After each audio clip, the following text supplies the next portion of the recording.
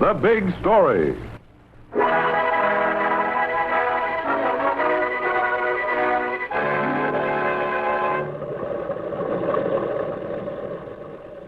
I was up on the road near the dam when it happened. All of a sudden, there was an explosion, and then I saw this car down here burning. Take it slow, mister, will you? I'm trying to write this down on my report. I ran right down here, but the heat drove me back. Then I called you state police quick as I could. Near as I can make out, someone must have gotten out of the car and staggered over here to the river. But what happened to him? What do you think? Oh, the body. It went over the dam. If he was lucky, he was dead when it happened. All that water and thousands of tons of it. Pouring down like a rain of steel. We'll never find his body now. Never.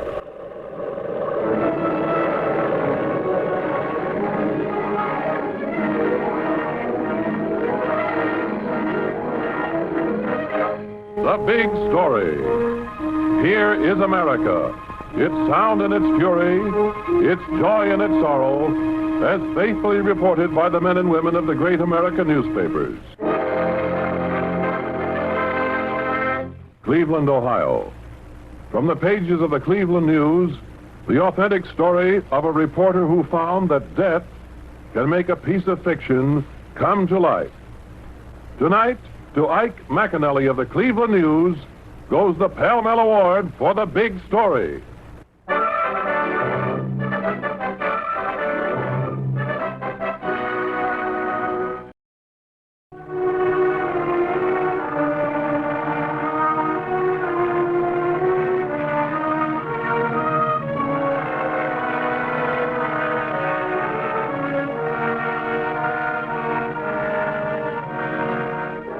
Now, the story as it actually happened. Ike McAnally's story, as he lived it. Cleveland, Ohio.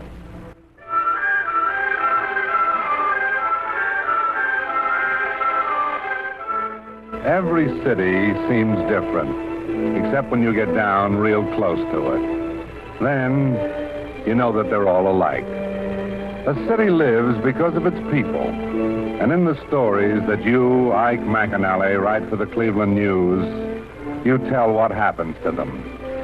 Sob stuff, laughs, and heartbreak. The obituaries and the birth notices, side by side. And on this cold December day, as you head for an interview with the wife of Dr. David Wagner, the whole picture of the city suddenly narrows down to one small frame. For in the window of the Wagner house is a wreath of Christmas. And below the nameplate on the door is a wreath of black.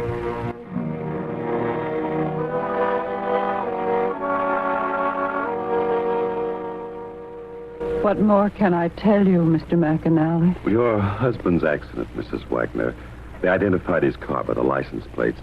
But the way it exploded, the police can't figure it out. Dr. Wagner was a chemist. I know. He was on his way to Philadelphia to demonstrate a new process for purifying water. There were chemicals in his car. In some way, they must have caught fire. A bump in the road, broken bottle in his luggage. Any one of a dozen things could have done it. He was good. He was kind. I love him so much. It's as if he's still with me. I'm very sorry. He was always promising the children that we'd all go away on a long vacation. We had so little time to spend with them. I should mind my own business, but why don't you go away with the children? There's the insurance. No, there isn't. You mean the doctor didn't carry a policy? He carried one, all right, for $50,000. But you just said... It's this way, Mr. McAnally. The insurance company claims it has no proof of death. Our broker, Mr. Murray, has been arguing with them, but it's no use. I don't get it. They found the car. But they didn't find my husband. Oh, then under company rules, you have to wait 7 years before being paid. My husband's just missing, they say. It's a rotten deal. A man works to make sure that his wife and kids will be taken care of. It's not right to let it all go for nothing. Excuse me. Of course. Company rules. Forget about people. Remember the rules. Hello? Is Ike McAnally there, please? This is his office. Just a moment, please. It's for you. Thank you. Guy spends half his life just... Hello. Well, what's the matter with you? Huh? Oh, Carol. Grab an aspirin, Ike. Just picked something off the AP wire. Seems a guy went into a Philadelphia bank and cashed $5,000 worth of traveler's checks. So? Tell that dame you're interviewing that she may not be a widow after all. The guy who cashed the checks identified himself as Dr. David Wagner.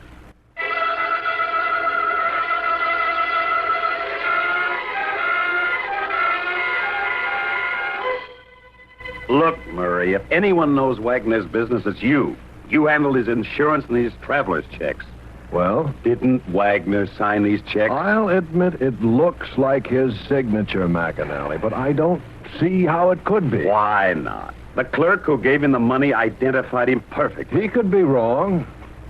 5 people can look at one man, and each will give a different description of it. But they all couldn't forget a signature like this. No, the prisons are full of men who could write your signature blindfolded. You know Wagner signed these checks, Murray. Why don't you admit it? Look, McAnally, you're not just asking me to verify a signature. You want me to say that David Wagner's alive. Doesn't this prove it? McAnally, will you listen to me for a minute? I want to see David Wagner alive as much as anyone else, but to go on such flimsy evidence as a check that could have been forged to raise a woman's hopes that her husband is alive... Be reasonable, Murray. I don't know what Wagner's up to, but it's a cinch he's on a disappearing act of some kind. Well, I don't see it. I don't see it at all. What reason could he have for making believe he was dead? I don't know. That's what I have to find out.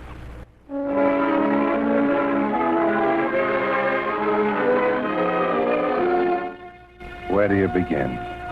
Where do you find the reason for a respected, successful man suddenly vanishing without a trace? Somewhere in this man's life, there must be an answer, perhaps obscure and hidden, but you know it has to be there.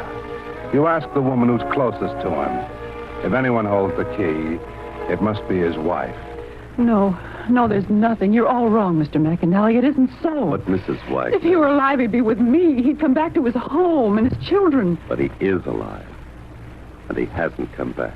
Then he's sick. Of course, it has to be that. David would never stay away. He's sick. He has to be. Sometimes, Mrs. Wagner, things get so real that you can't believe them. They swell up, get big right in front of your eyes. But you don't see them. Because you don't want to. No. He wouldn't. He wouldn't. Try to understand. I say your husband's alive. Why he hasn't come home, I don't know. But you've got to help me find him.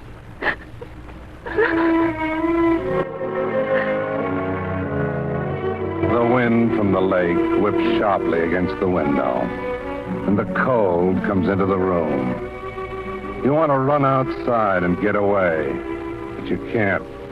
You have to sit there and watch as part of a woman's life slips away. I've tried to think of a reason, but there doesn't seem to be any. Yes? Except for something I might have done. I don't think so.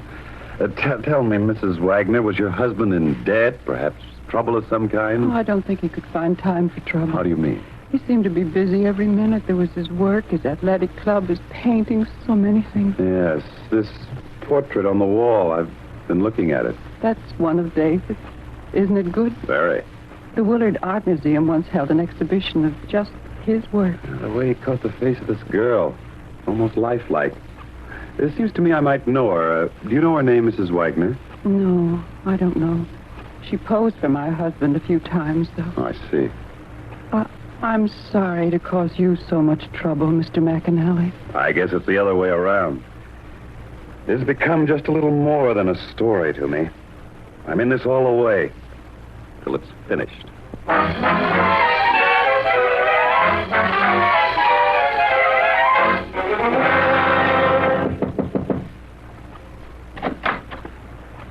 Who are you? Ike McAnally. I'm with the Cleveland News. Oh? You taking a poll or something? Sure. Can I come in? Okay. Well, Miss Jenny Logan? you pressed the right button. I'm doing a little research on a guy named David Wagner. The art agency gave me your name. What kind of research? I just modeled for him a few times, if that'll help. Well, you heard about his accident, I guess. Yeah, it was real rough. Poor guy. Rough on his wife, too. And the kids. Well, what can you do? That's the way things go. Not always. This may come as a shock, Jenny. David Wagner is still alive. You're crazy. The paper, I read he was drowned. But they never found the body. They couldn't. All that water going over the dam.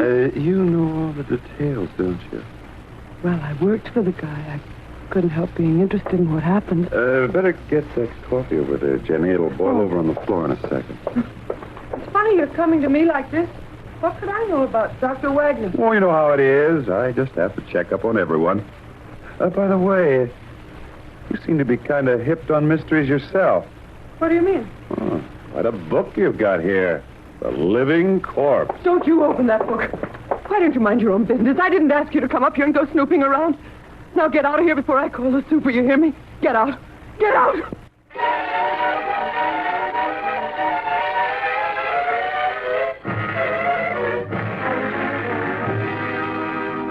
Oh, miss, could you help me, please? Please lower your voice, sir.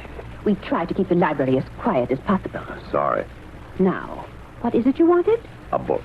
Naturally. But which one? Well, it's just a cheap little detective thriller. I see. Its name, please? The Living Corpse.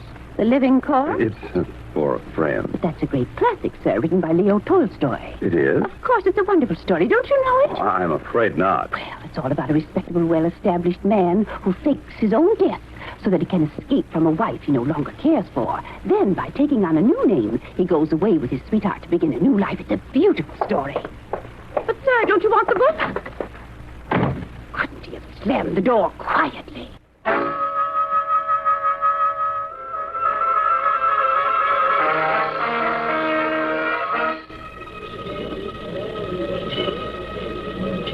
Gas mask? One-way ticket to New York, please. And hurry. Going someplace, Jenny?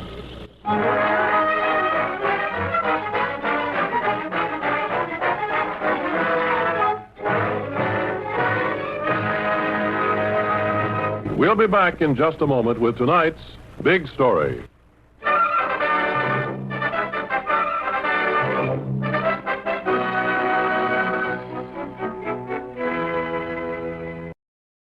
This is Cy Harris, returning you to your narrator and the big story of Ike McAnally, as he lived it and wrote it. You, Ike McAnally of the Cleveland News, now find yourself in the middle of the strangest story you've ever covered. A story that only began when it seemed to have ended. You know that Dr. David Wagner had made it appear that he'd been killed. And for a while, their idea doesn't make sense. Wagner was living a secure, respected life, married and with 2 kids. Why should he want to disappear? But then you hit upon an answer. A famous book with a plot that gives you the reason.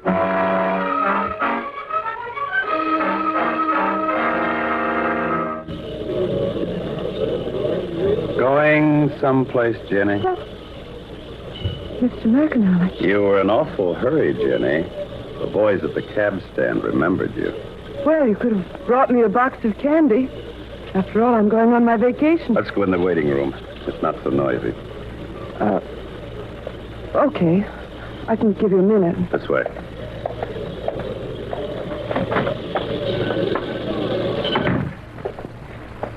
Well, what's on your mind? That book, Jenny. The Living Corpse by Tolstoy.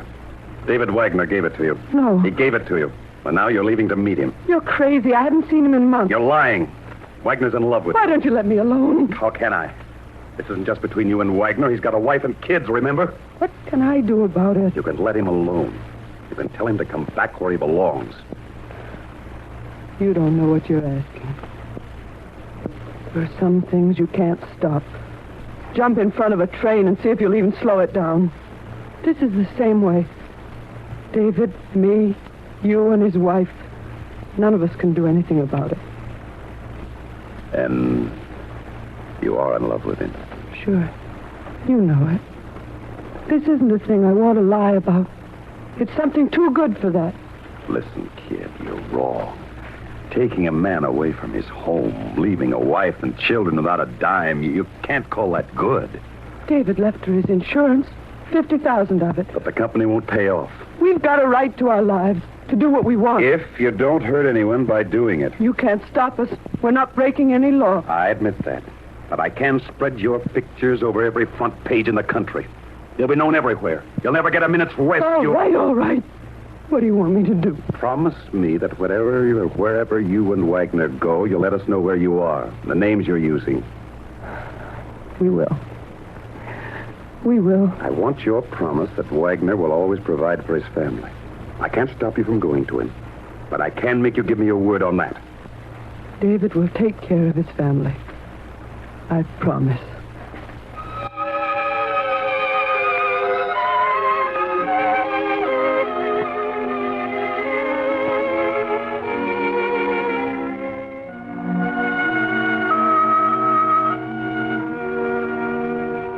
I'm sorry to bust in on you like this, Mrs. Wagner, but it's important. You sounded so excited on the phone, Yeah, Mr. well, Murray. I should have. Now, here. Look at this. What is it? A money order paying the premium due on your husband's insurance.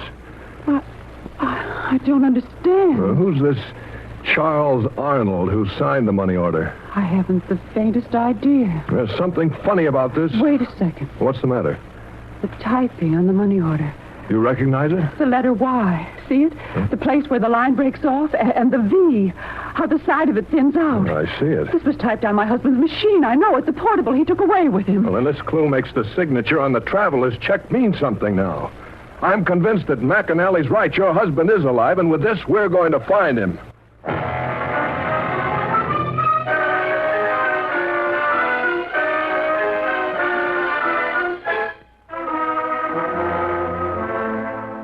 My apologies, Ike. Here's some evidence to prove you were right. Thanks, Murray. You're sure this type checks with your husband's machine, Mrs. Wagner? Of course it does. I'm certain, Mr. McAnally. Well, what do you make of it? I think David Wagner's still alive. Well, naturally he is, but where? I hate to disappoint you, Murray, but I don't know. Look, the money order was sent from New York. Track him from there. There wouldn't be any use in that. What's the matter with you? Don't you want to find him? I don't think so. McAnally, you're out of your It's mind. all right, Mr. Murray. I'm sure Mr. McAnally knows what he's doing. Mrs. Wagner, I think you've known all along that I was right, that your husband was alive. Yes, I've known. I found out why he went away, and I want you to know that, too. Have you been holding out on us? You're just a bystander, Murray. Now keep quiet. All right, go ahead.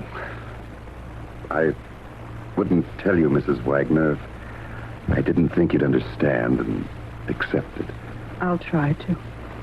Where is David, Mr. McAnally? The place, I don't know. It's unimportant now. The real thing is why he went away.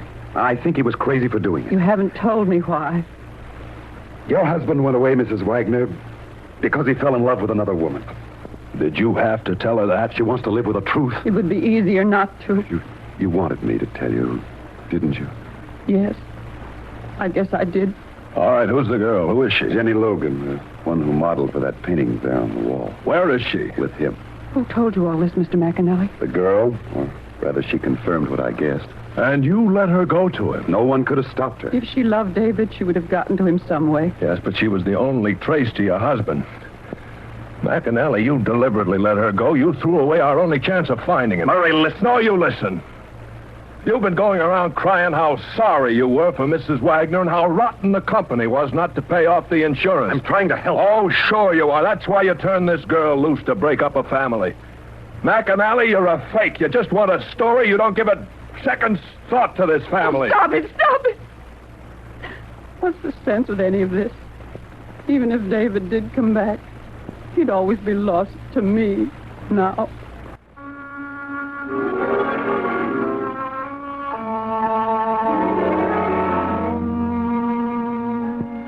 It's 3 miles back to the office, and you walk every step of it. You think of Jenny Logan and the promise she'd made. There should have been some word by now. She'd had plenty of time.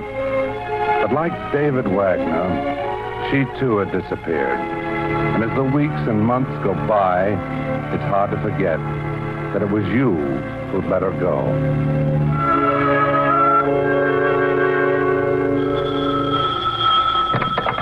McAnally. This is Murray. I've got some news for you. What's up? I just thought you'd like to know that David Wagner's insurance policy expires tonight at 12 o'clock. The quarterly premium hasn't been paid. Nothing's come in since the last money I showed you. Now you tell me. Why didn't you let me know sooner? I could have raised the money. Mrs. Wagner told me not to. It's her problem, she said. And just between us, McAnally, I don't think she cares anymore. Who can blame her? But that policy is her one protection. You can't cancel it. No, but the company can. Sorry. Maybe now you know what a mess you've made of things.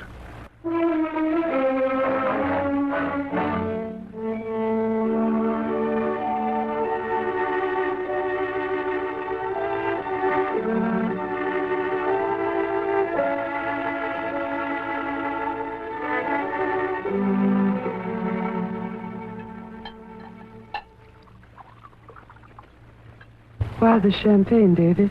We're celebrating, Jenny. Our last day in Vienna. And now? Now where do we run to? Another city. Budapest, perhaps. What name shall we use there? Cheer up, Jenny. If you like, we'll keep the ones we have now. Here's a toast. To Anna and Joseph. I don't mean to complain, David. It's been wonderful. All of it. I've seen all the places I used to read about. And the clothes. They're just as beautiful as you said they were. I saw you packing them this morning. Why? I'm sending them to my kid sister. She'll be crazy about them. Dear little Jenny. Still thinking about home. And you? Have you forgotten? No. I remember. It's like that book you gave me, David. The people in it tried to forget. They tried to build a wall between themselves and the past. But they couldn't. Everything ends, Jenny. I know, David. And this, too. But our lives back home have also ended. I keep thinking about what that reporter said to me. We've got a right to our own lives, to do what we want, as long as we don't hurt anybody by doing it. You'll keep your promise to him. I'm taking care of everything. I was never worried. And us, Jenny. What shall I do about us? You decide, David. I'm not afraid. Then we'll always be together.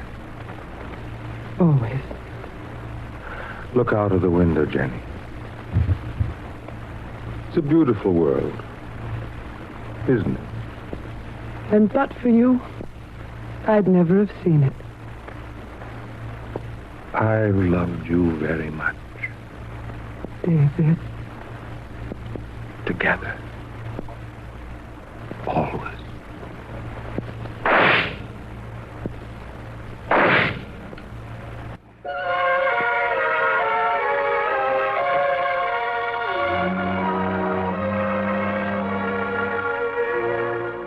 The news comes back, and you've got the story of a girl who believed in paying off on a bargain.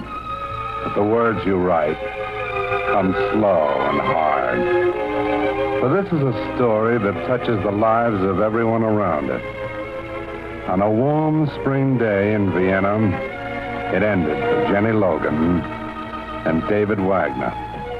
But for you and the others, it'll always live in memory.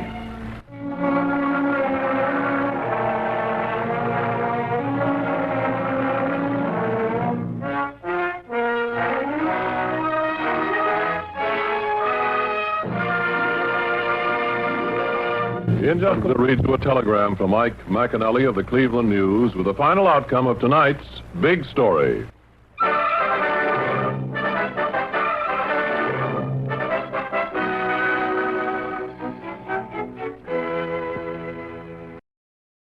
Now we read you that telegram from Mike McAnally of the Cleveland News. Subsequent investigation in tonight's big story revealed fact that David Wagner left evidence in his room in Vienna as to his and Jenny's real identity. The double suicide took place an hour before midnight, on the day the insurance policy was to expire, so that Mrs. Wagner could collect the $50,000.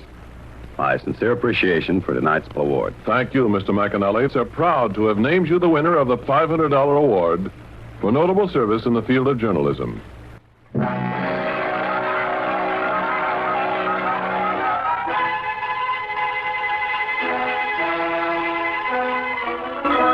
The Big Story is produced by Bernard J. Proctor with music by Vladimir Zelinsky. Tonight's program was written by Alvin Boritz. Your narrator was Bob Sloan, and Sidney Smith played the part of Ike McAnally.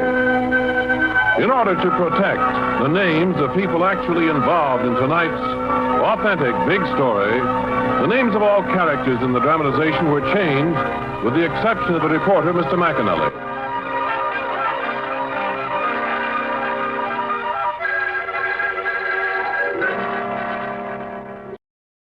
NBC, the national broadcasting company.